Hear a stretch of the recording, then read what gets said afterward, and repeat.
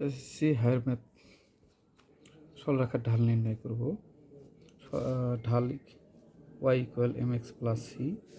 এখানে সমীকরণে দেওয়া আছে 2x মাইনাস 3y মাইনাস হলো 4 ইকুয়াল হলো 0, বা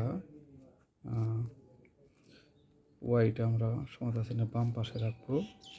পক্ষান্তর হলে চিহ্নের পরিবর্তন, এর আগে কোনো চিহ্ন প্লাস, ডান পাশে নিলে হয় মাইনাস।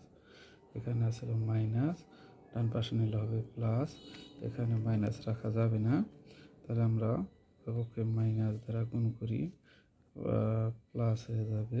মাইনাস হলো 4, -1 দ্বারা গুণ করে